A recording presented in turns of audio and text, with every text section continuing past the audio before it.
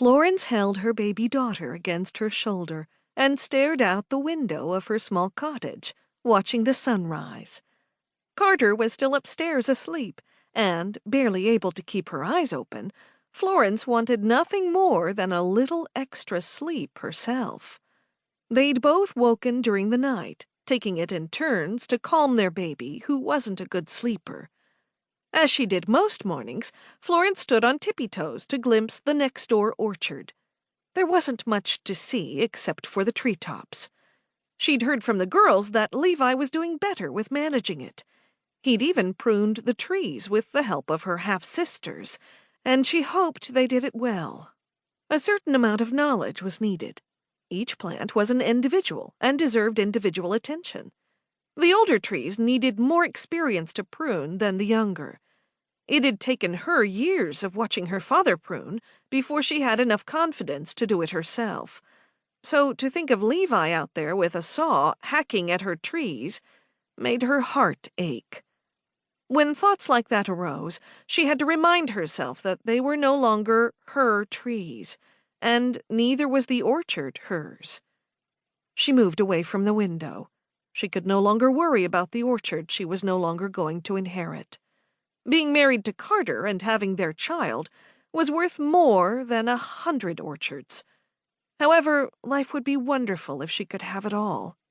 In the back of her mind was the belief and faith that God always answered prayers, even if he took longer than expected. And sometimes his answers came in unexpected ways. It wouldn't surprise her at all if one day the orchard landed back in her lap, through some kind of miracle. Be thankful for what you have, she cautioned herself. Now that their baby had safely arrived into her world, it was time to think about her own orchard again. She'd left the planting up to her advisor, who was her late father's good friend. For some reason, she hadn't seen him lately, and she didn't know why. Surely they could start planting now. It was April, after all, the perfect time for planting. With her baby now relaxed, finally resting her head against Florence's shoulder, she sat down on the couch and closed her eyes. Sometimes she looked back fondly on her old life with Wilma and the girls, and the way life used to be. It had been far more hectic and stressful in those days, with the many roles she'd had to play: orchard manager, household manager, half-sister manager, and squabble manager. Then she had to wonder what her Amish bonnet sisters, as Carter called them, were doing today.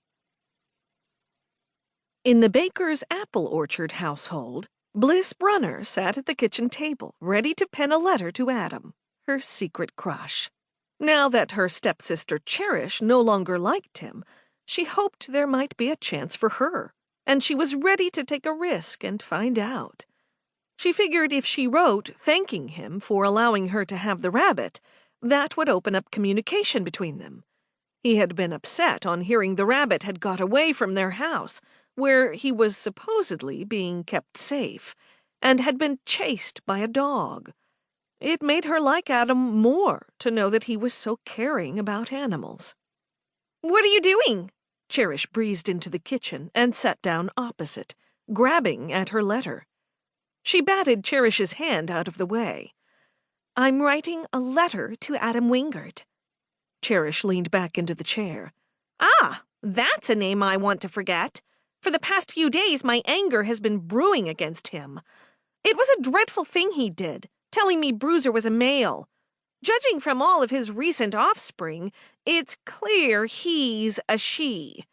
The worst thing was, Adam made me a part of his deception, because I then gave the rabbit to you and passed on the information he gave me.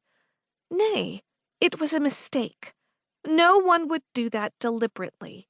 You shouldn't let anger get a hold of you, Cherish." "Don't you start. I'm tired of being told how I should feel and how I should be all the time. Don't be mad. Forgive. Let people trample all over you." "You don't mind me writing to him, do you? I didn't think you still liked him. Do you?"